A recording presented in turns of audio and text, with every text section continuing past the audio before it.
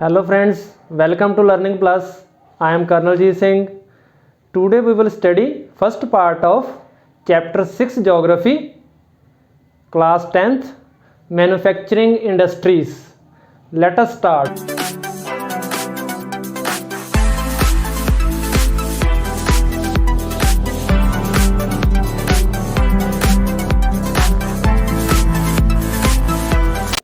So friends, manufacturing industries जो chapter है इसमें हम जो टॉपिक्स कवर करेंगे उसमें पहले जो है importance of manufacturing industries, importance क्या है उसकी, ओके। और सेकेंडली इसकी जो इकोनॉमी के लिए कंट्रीब्यूशन हमारे कंट्री में क्या है, इसको लोकेट करने के लिए, किसी एरिया में लोकेट करने के लिए, इंडस्ट्री को जो सेटअप करने के लिए किस किस फैक्टर्स को हमने ध्यान में रखना है, ठीक है, लोकेशन फैक्टर्स। और फिर क्लासिफिकेशन ऑफ इंडस्ट्रीज़, क्लासीफाई कैसे हैं इंडस्ट्रीज़ को, कैसे करते हैं। एग्रो बेस्ड इंडस्ट्रीज़ और मिनरल बेस्ड इंडस्ट्रीज़ की डिटेल में स्टडी करनी हमने इस चैप्टर में। और लास्ट टॉपिक जो कवर करेंगे इस चैप्टर में वो होगा pollution, different types of pollution created by industries and their solution, okay. So today's video is first part. तो फर्स्ट पार्ट में हम पहले समझेंगे मैन्युफैक्चरिंग इंडस्ट्रीज़ क्या है। तो मैन्युफैक्चरिंग जो टर्म है उसको समझने के लिए एक मैं आपको एग्जांपल बताता हूँ, ठीक है। हम मैन्युफैक्चरिंग है क्या, जैसे फॉर एग्जांपल एग्रीकल्चर में ये एक टूल यूज़ करते हैं फार्मर्स, ठीक है, आपको पता होगा, इसको कहते हैं सिक्कल। और ये जो सिक्कल है ये किस पर्पज़ के लिए यूज़ होती है, ये होती है फसलों की कटिंग करने के लिए। अब ये जो सिक्कल है इसमें दो पार्ट हैं, एक ये आयरन का बना है, इसका फ्रंट जो है वो ब्लेड जो है वो आयरन का बना है, और जो इसका ये हैंडल है ये वुड का बना है। अब आयरन और जो वुड है ये इस फॉर्म में कैसे आए, ये जो आयरन है ये इस फॉर्म में कैसे आया, और ये जो वुड है ये इस फॉर्म में कैसे आई, ठीक है, इसको हम समझेंगे। तो आयरन हमारे पास पहले जो है वो आयरन इंडस्ट्रीज में कहाँ से आता है, तो सबसे पहला काम जो हम करते हैं वो आयरन ओर निकालते हैं। मिनरल्स चैप्टर में हमने पढ़ा था कि हम अपनी जो क्रस्ट है अर्थ की वहाँ से आयरन ओर निकालते हैं, ठीक है, वो मटेरियल जिसमें आयरन प्रेजेंट है। तो इस आयरन ओर में इम्प्योरिटीज़ भी हैं। अब उन इम्प्योरिटीज़ को रिमूव करने के लिए इसको हम आयरन एंड स्टील जो इंडस्ट्रीज़ हमारे प्लांट्स लगे हुए हैं वहाँ पे इसको जो है वो हम जाके प्रोसेसिंग करते हैं, इसकी इम्प्योरिटीज़ को रिमूव करते हैं। रिमूव करने के बाद ये बनना आयरन मेटल में कन्वर्ट होता है। और आयरन मेटल को फिर हम आगे उसने कैसे हमने उस आयरन को यूज़ करना है, शीट्स में, ठीक है, या वायर्स में कन्वर्ट करते हैं उसको, ठीक है, शीट्स में कन्वर्ट कर दिया तो आगे ये जो शीट्स हैं इसके आगे डिफरेंट टाइप्स के जो मटेरियल हैं वो बनते हैं। तो जैसे सिक्कल की एग्जांपल हमने ली तो शीट से आगे जो इसका ब्लेड है सिक्कल का, वो सिक्कल का ब्लेड जो आयरन शीट से बनाया हमने। अब ऐसे ही जो सिक्कल का हैंडल है वुड, वो वुड से बना है। तो वुड जो है वो एग्रो बेस्ड जो इंडस्ट्री है वहाँ से जो है वो वुड आई हमारे पास, ठीक है। तो वुड को फार्मर्स ने प्रोड्यूस किया वुड को, और वुड जो है वो कारपेंटर के पास गई, कारपेंटर ने उसको हैंडल में कन्वर्ट किया, वुड को हैंडल में कन्वर्ट किया, ठीक है, प्रोसेसिंग करके, और फिर दोनों को अटैच करके हमारी सिक्कल बन गई। अब इस एग्जाम्पल में हमने क्या देखा है कि जो आयरन ओर है या वुड है वो थे हमारे रॉ मटेरियल, ठीक है, वो प्राइमरी एक्टिविटीज़ के थ्रू हमने जो है वो ऑब्टेन किए हैं, माइनिंग करके या वुड कटिंग करके। और फिर उस रॉ मटेरियल को जो कन्वर्ट किया है वो प्रोसेसिंग करके इंडस्ट्रीज़ में उसको कन्वर्ट किया है यूजेबल गुड्स में, ठीक है, फिनिश गुड्स में उसको कन्वर्ट किया जो हमारे लिए यूज़फुल है। अब सिक्कल हमारे लिए यूज़फुल है, बट वो जो वुड थी और आयरन ओर थी वो हमारे लिए यूज़फुल नहीं थी, वो जस्ट रॉ मटेरियल ही था। उसको यूज़फुल थिंग्स में कन्वर्ट करने के लिए हमने क्या किया, हमने उसको इंडस्ट्रीज में प्रोसेसिंग की, प्रोसेसिंग करके उसको फिनिश गुड में हमने कन्वर्ट किया। तो मैन्युफैक्चरिंग क्या है, manufacturing is conversion of raw material into usable goods through processing is manufacturing. और जिन इंडस्ट्रीज में मैन्युफैक्चरिंग की जाती है उन इंडस्ट्रीज को कहते हैं मैन्युफैक्चरिंग इंडस्ट्रीज। तो मैन्युफैक्चरिंग इंडस्ट्री जो है किसी कंट्री में उसका बहुत इम्पॉर्टेंट रोल होता है मैन्युफैक्चरिंग का। किसी सोसाइटी में, किसी एरिया में भी मैन्युफैक्चरिंग इंडस्ट्री का एक इम्पॉर्टेंट रोल है। हमने इकोनॉमिक्स में पढ़ा था प्राइमरी सेक्टर एग्रीकल्चर और माइनिंग, जहाँ पे रॉ मटेरियल प्रोड्यूस करते हैं। फिर सेकेंडरी सेक्टर जो रॉ मटेरियल को फिनिश गुड्स में कन्वर्ट करता है, तो वो मैन्युफैक्चरिंग हो गया। और फिर थर्ड सेक्टर आता है जिसमें हम सर्विसेज क्रिएट करते हैं प्राइमरी और सेकेंडरी सेक्टर को हेल्प करने के लिए, ठीक है। तो इन तीनों में सेकेंडरी सेक्टर जो है, मैन्युफैक्चरिंग जो सेक्टर है, वो इन दोनों के बीच में एक इम्पॉर्टेंट कड़ी का काम करता है। प्राइमरी एक्टिविटीज़ और टर्शरी एक्टिविटीज़ दोनों को जोड़ने का जो कड़ी का काम करता है वो मैन्युफैक्चरिंग सेक्टर करता है, ठीक है। अब मैन्युफैक्चरिंग की इम्पॉर्टेंस क्या है, मैन्युफैक्चरिंग इंडस्ट्रीज़ की किसी कंट्री में, किसी सोसाइटी में क्या इम्पॉर्टेंस है इसकी। तो वो इम्पॉर्टेंस में पहला जो इम्पॉर्टेंस है वो वही है जो हमने अभी डिस्कस किया है कि ये कन्वर्ट करती है रॉ मटेरियल को फिनिश गुड्स में, और वो फिनिश गुड्स जो हैं वो पीपल जो है वो यूज़ कर सकते हैं। वो फिनिश गुड्स को पीपल यूज़ कर सकते हैं, या दूसरी इंडस्ट्रीज़ में वो फिनिश गुड्स यूज़ होती हैं एज अ रॉ मटेरियल, या फिर डिफेंस पर्पज़ के लिए यूज़ कर सकते हैं उस गुड्स को, ठीक है। मीन्स हमारी नीड्स पूरी करने के लिए जो हमें थिंग्स चाहिए वो मैन्युफैक्चरिंग इंडस्ट्री जो है वो कन्वर्ट करके हमें देती है रॉ मटेरियल से। तो ये पहली इंपॉर्टेंस है मैन्युफैक्चरिंग इंडस्ट्रीज़ की। अब सेकंड जो इम्पोर्टेंस है वो हमने देखा यहाँ पे इस केस में, जब सिक्कल की एग्जांपल ली थी तो माइनिंग करनी पड़ी हमें, वहाँ पे लोगों को एम्प्लॉयमेंट मिला। फिर प्रोसेसिंग की हमने इंडस्ट्री में, तो वहाँ पे फिर लोग काम कर रहे हैं, वो एम्प्लॉयमेंट मिला उनको, ठीक है। और सिक्कल बनाई, कारपेंटर्स को एम्प्लॉयमेंट मिला, क्लियर। तो कितने लोगों को यहाँ पे एम्प्लॉयमेंट मिल रहा है इंडस्ट्रीज़ में। तो वो सारी जो है वो एम्प्लॉयमेंट जनरेशन का एक इम्पॉर्टेंट काम कर रही है इंडस्ट्री। अब जब किसी को एम्प्लॉयमेंट मिलेगा, तो अगर कोई गरीब है, किसी एरिया में गरीब लोग रहते हैं, उनको पास कोई ज़मीन नहीं है, ठीक है, तो उनको एम्प्लॉयमेंट जब मिलेगा तो उनके पास पैसा आएगा। पैसा आने के से क्या होगा, उनकी जो पॉवर्टी है वो रिड्यूस होगी। तो second function is it generate employment and reduces poverty, okay. Third importance of manufacturing industries, it improves the GDP. किसी कंट्री की जो जीडीपी है उसको इम्प्रूव करती है। अब कैसे इम्प्रूव करती है, अब जो हमने इंडस्ट्रीज़ में जो मटेरियल बनाया हमने, वो मटेरियल जो अपनी डोमेस्टिक नीड्स पूरी करने के लिए यूज़ किया, अब जो एक्स्ट्रा मटेरियल प्रोड्यूस करेंगे वो मटेरियल जो है वो हम दूसरे कंट्रीज़ को एक्सपोर्ट करेंगे, और एक्सपोर्ट करने के बाद जो वहाँ का फॉरेन एक्सचेंज है वो हमारे कंट्री में आएगा, और दूसरे कंट्री से फॉरेन एक्सचेंज हमारे कंट्री में आएगा, तो हमारी जो जीडीपी है वो इम्प्रूव होगी, हमारी जीडीपी इंक्रीज होगी। नेक्स्ट जो इम्पोर्टेंस है, इट मॉडर्नाइजेस द एग्रीकल्चर सेक्टर। अब एग्रीकल्चर सेक्टर को कैसे मॉडर्नाइज करता है, अब सिक्कल की एग्जांपल हमने ली थी यहाँ पे। तो सिक्कल के केस में तो एक नॉर्मल टूल हमने बनाया, वो एग्रीकल्चर में काम आया। सिक्कल को छोड़ के आज की डेट में जो ट्रैक्टर्स यूज़ कर रहे हैं, जो हार्वेस्टर्स यूज़ कर रहे हैं, ठीक है, हम और मशीनरी यूज़ कर रहे हैं, पेस्टिसाइड्स यूज़ हो रहे हैं, हमारे इंसेक्टिसाइड्स, पेस्टिसाइड्स, फर्टिलाइज़र्स, ये सारा जो मटेरियल हम यूज़ करते हैं एग्रीकल्चर में एज ए रॉ मटेरियल, वो कहाँ से आ रहा है, वो इंडस्ट्रीज़ से मैन्युफैक्चर होके आ रहा है। मैन्युफैक्चरिंग इंडस्ट्रीज़ बना रही हैं ये सारी जो फैसिलिटीज़ हैं। तो ये सारी चीज़ें को यूज़ करके हमारे जो फार्मर्स हैं उनकी एफिशिएंसी इंक्रीज़ हो रही है, काम करने की एफिशिएंसी बढ़ रही है उनकी फार्मर्स की, ठीक है, ज़्यादा प्रोडक्शन हो रही है। तो हमारा जो एग्रीकल्चर है वो मॉडर्नाइज हो रहा है मैन्युफैक्चरिंग इंडस्ट्रीज से, ठीक है। सेकेंडली क्या है, जो हमारी इंडस्ट्रीज़ है वो रॉ मटेरियल जो एग्रीकल्चर सेक्टर से भी कंज्यूम करती है। जैसे ग्रेन्स प्रोड्यूस किए, कॉटन प्रोड्यूस की हमने, सिल्क प्रोड्यूस की, ठीक है, जूट प्रोडक्शन हुई, तो वो सारे जो हैं वो हमारी इंडस्ट्रीज़ में जाके एज ए रॉ मटेरियल भी यूज़ हो रहे हैं। तो इंडस्ट्री हमारे एग्रीकल्चर सेक्टर से रॉ मटेरियल कंज्यूम कर रही है, तो फिर एग्रीकल्चर सेक्टर को वो हेल्प कर रही है यहाँ पे इंडस्ट्रीज़, ठीक है।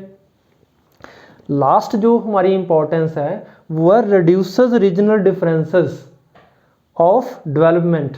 अब रीजनल डिफरेंसेस को कैसे रिड्यूस करती है इंडस्ट्री डेवलपमेंट में, हम एग्जांपल लेते हैं इंडिया में जैसे पंजाब है वो एग्रीकल्चर में बहुत डेवलप स्टेट है, हरियाणा है वो इंडस्ट्रीज़ में डेवलप स्टेट है। जो हिमाचल था वो आज से 10, 15, 20 साल पहले हिमाचल जो था वो दोनों स्टेट से जो डेवलपमेंट है उस केस में काफ़ी पीछे था। It was lagging behind Punjab and Haryana, ठीक है। अब सेंट्रल गवर्नमेंट ने हरियाणा और पंजाब के इक्विवेलेंट हिमाचल को भी जो है वो डेवलप करने के लिए वहाँ पे इंडस्ट्रीज़ को टैक्सेस एग्जेम्प्ट कर दिए, टैक्सेस जो 10 ईयर्स के लिए माफ़ कर दिए।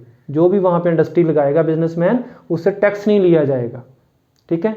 और काफ़ी सारे बिजनेसमैन जो हैं उन्होंने पंजाब और हरियाणा से अपनी इंडस्ट्री जो वो हटा के प्लांट्स हिमाचल में सेटअप कर दिए। और हिमाचल में काफ़ी सारी इंडस्ट्री जो शिवालिक फुट हिल्स हैं वहाँ पे लग गई, उस एरिया में लग गई।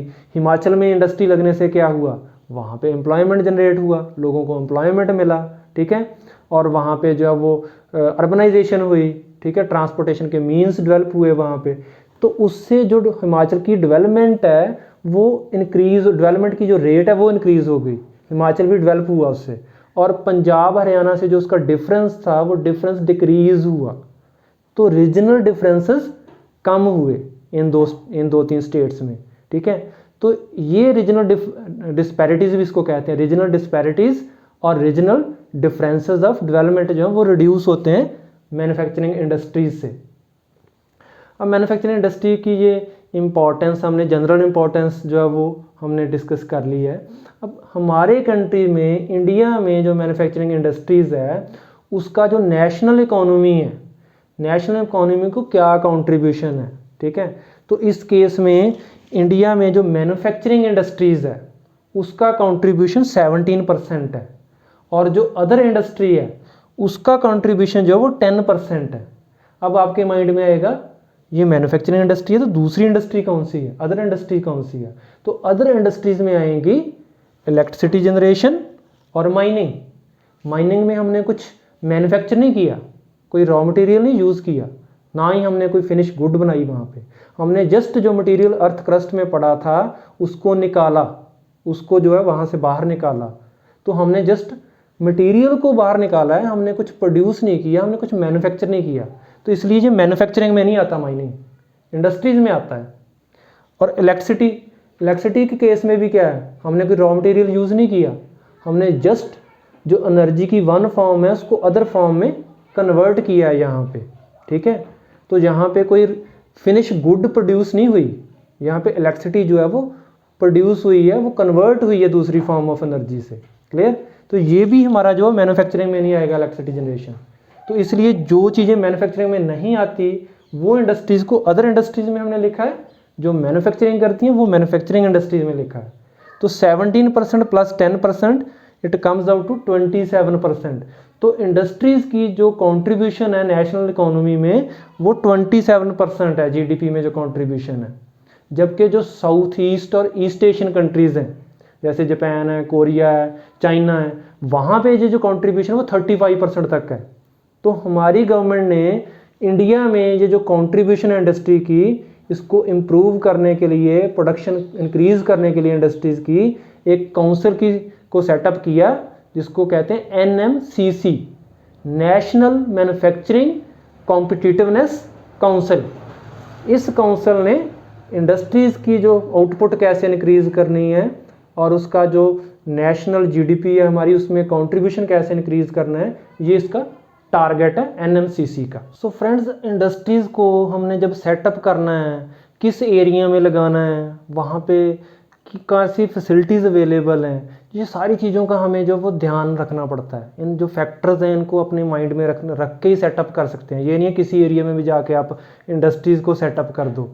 तो वो जो फैक्टर्स हैं किसी इंडस्ट्री को सेटअप करने से पहले हमें अपने माइंड में, बिजनेसमैन को अपने माइंड में जो रखने पड़ते हैं, ठीक है, जिनको स्टडी करना पड़ता है, वो सारे जो फैक्टर्स हैं उनको कहते हैं factors that influence the industrial location. Okay, so ये जो फैक्टर्स हैं जो इंडस्ट्री की लोकेशन को अफेक्ट करते हैं या हमें ध्यान में रखने पड़ते हैं, इन फैक्टर्स को हम अभी स्टडी करेंगे। तो ये जो फैक्टर्स हैं ये दो पार्ट में डिवाइड कर लेंगे, ठीक है। तो एक पार्ट है फिजिकल फैक्टर्स, दूसरा पार्ट है ह्यूमन फैक्टर्स। तो फिजिकल फैक्टर वो फैक्टर हैं जो हमारी नेचर से रिलेटेड हैं, वहाँ पे सॉयल, लैंड फीचर्स कैसी हैं, ठीक है, वाटर की अवेलेबिलिटी है या नहीं है, क्लाइमेट कैसा है, पावर सोर्सेज जो वहाँ पे जो है वो कैसे जो है वो अवेलेबल हैं। तो ये हमारे सारे फिजिकल फैक्टर्स में आएंगे। अब रॉ मटेरियल की बात की तो जैसे आयरन एंड स्टील है, वो इंडस्ट्री वहीं पे लगाई जाती है जहाँ पे आयरन की माइनिंग हो रही है जिस स्टेट्स में, क्योंकि आयरन जो है इसको ट्रांसपोर्ट करना बहुत कॉस्टली है, इसलिए आयरन एंड स्टील प्लांट हम प्रेफर करेंगे वहीं पे लगाएं जहाँ पे आयरन एंड स्टील जो माइनिंग आयरन की माइनिंग हो रही है, आयरन ओर की, ठीक है।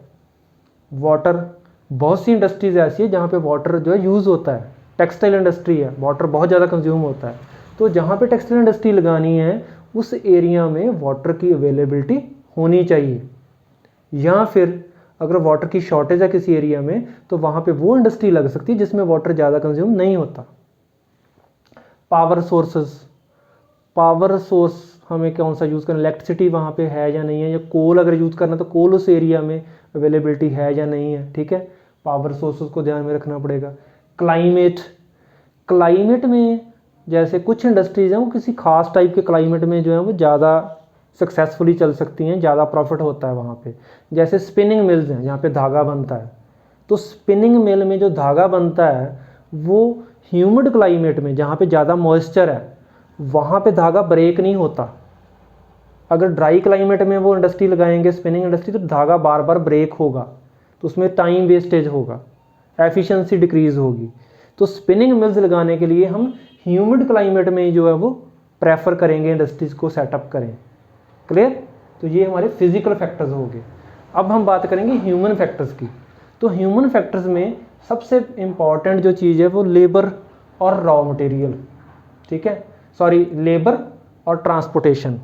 तो लेबर वहाँ पे है या नहीं है उस रीजन में जहाँ पे हमने इंडस्ट्री लगानी है। अगर उस इंडस्ट्री में स्किल्ड लेबर चाहिए तो वहाँ पे उस एरिया में हमें स्किल्ड लेबर मिलेगी या नहीं मिलेगी, ये हमें जो है ध्यान में रखना पड़ेगा।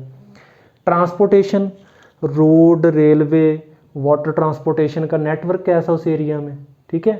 बॉम्बे और चेन्नई और कोलकाता में इंडस्ट्रीज ज़्यादा सेटअप क्यों हैं, क्योंकि वहाँ पे सारी फैसिलिटीज़ अवेलेबल हैं, पास में पोर्ट है, पोर्ट से हम एक्सपोर्ट भी कर सकते हैं इजीली। क्लियर? कैपिटल, पैसा, नो डाउट इंडस्ट्रीज़ को सेटअप करने के लिए कैपिटल कहाँ से आएगा, पैसा हमारे पास कहाँ से आएगा। अगर गवर्नमेंट से लोन भी लेना है तो उसके क्या अवेलेबिलिटी है, लोन की क्या प्रोविजंस हैं उसकी। क्लियर? मार्केट, जो मटेरियल हमने प्रोड्यूस किया, इंडस्ट्री में प्रोड्यूस करना है, जो इंडस्ट्री लगाने जा रहे हैं उसमें जो प्रोडक्शन होगी, फिनिश गुड्स होंगी, उसको सेल कहाँ पे करना है, क्या वहाँ पे मार्केट है। अगर मार्केट है तो ठीक है, अगर मार्केट नहीं है, कहीं दूर ट्रांसपोर्टेशन करना है तो ट्रांसपोर्टेशन की कॉस्ट बहुत पड़ेगी वहाँ पे। तो हम प्रेफर करेंगे कि जो मटेरियल प्रोड्यूस कर रहे हैं वो जो मार्केट है उसकी, उसके आसपास में कहीं पे इंडस्ट्री को सेटअप किया जाए। क्लियर? और last is government policies. Government policies में फिर वही एग्जाम्पल जो हिमाचल की मैंने दी थी। हिमाचल में गवर्नमेंट ने 10 ईयर्स के लिए जो टैक्सेस हैं वो एग्जेम्प्ट कर दिए, तो बिजनेसमैन ने उसको, उस फैसिलिटी को, उस एग्जेम्पशन ऑफ टैक्सेस को अवेल करने के लिए अपनी इंडस्ट्रीज हिमाचल में सेटअप कर दी। तो वहाँ पे रोल किसने प्ले किया? गवर्नमेंट पॉलिसीज़ ने। वहाँ पे बाकी सारे फैक्टर उन्होंने जो है वो जो छोड़ दिए वहाँ पे, क्योंकि वहाँ पे उनके कॉस्ट सेविंग हो रही थी, कॉस्ट ऑफ प्रोडक्शन कम हो रही थी उनकी गवर्नमेंट पॉलिसीज़ की वजह से। तो सारे फैक्टर जो labour, transport, water, raw material, वो सारे उन्होंने जो है वो बेमायना हो गए उनके लिए, और वहाँ पे जाके इंडस्ट्री लगा दी उन्होंने। तो गवर्नमेंट पॉलिसीज़ जो हैं वो भी इफ़ेक्ट करती हैं setup of location of industries को। क्लियर? तो friends, location factor of industries में जब काफ़ी सारी इंडस्ट्री हमने एग्जांपल ली थी, चेन्नई, बॉम्बे, कलकत्ता, उनके पास में जो है वो कंसंट्रेट हो जाती है, काफ़ी इंडस्ट्री वहाँ पे सेटअप होती है अर्बन सेंटर्स के पास में। तो उसके लिए जो टर्म यूज़ करते हैं उन सेंटर्स के लिए, वो कहते हैं agglomeration economies. Means when same type of industries okay are set up near an urban centre. तो उसका हमें बेनिफिट क्या है, एग्लोमरेशन जो इकोनॉमीज़ हैं उनका बेनिफिट क्या होता है कि काफ़ी सारी इंडस्ट्री जो है वो वहाँ पे सेम टाइप की और डिफरेंट टाइप की जो इंडस्ट्री है वहाँ पे सेटअप होती है अर्बन एरियाज़ के पास में, और जो अर्बन एरिया में फैसिलिटीज़ होती हैं उसको वो अवेल कर सकती है, कॉस्ट ऑफ प्रोडक्शन कम कर सकती है उसको अवेल करके। लेबर वहाँ पे अवेलेबल है, transportation, capital, market, okay, banking facilities, consultancies. तो ये सारी जो अर्बन सेंटर में जो फैसिलिटीज़ हैं उसको वो जो इंडस्ट्रीज़ है वो इजीली अवेल कर सकती है, यूज़ कर सकती है उस फैसिलिटीज़ को, ठीक है। जैसे फॉर एग्जांपल गुड़गांव के पास में हीरो मोटर्स, होंडा मोटर्स और मारुति सुजुकी, ये सारी जो ऑटोमोबाइल कंपनीज़ हैं इनके प्लांट सेटअप किए हुए हैं वहाँ पे। अब इसका फ़ायदा क्या होगा, ये जो ऑटोमोबाइल कंपनीज़ हैं ये एक ही कंपनी से, जो गियर बनाने वाली वहाँ छोटी कंपनी लगी है, वहाँ से एक ही कंपनी से गियर जो है वो परचेज कर सकते हैं। सीट कवर्स, टायर्स वाली इंडस्ट्री कोई वहाँ पे लगी है तो वहाँ से सारे जो ऑटोमोबाइल कंपनी जो है वो ये टायर्स जो हैं जो परचेज कर सकते हैं, ठीक है। तो ये जो इंडस्ट्रीज, छोटी इंडस्ट्री, स्मॉल इंडस्ट्री और लार्ज इंडस्ट्री एक आसपास में लगी हुई है, तो उससे क्या होगा, इससे हमारा कॉस्ट ऑफ प्रोडक्शन जो है वो कम हो जाता है और इंडस्ट्री का प्रॉफिट जो है वो इंक्रीज़ हो जाता है। तो ये हमें एग्लोमरेशन इकोनॉमीज़ का जो बेनिफिट है, जो अर्बन सेंटर से हमें सारी फैसिलिटीज़ मिल रही हैं और इंडस्ट्री आसपास में लगी हैं तो उनको म्यूचुअल बेनिफिट जो मिल रहा है, उनकी कॉस्ट प्रोडक्शन कम हो रही है, this is called agglomeration economies. तो इसी के साथ हमारा ये टॉपिक जो है location factors of industries complete है। In next video we will discuss about the classification of industries. Thank you.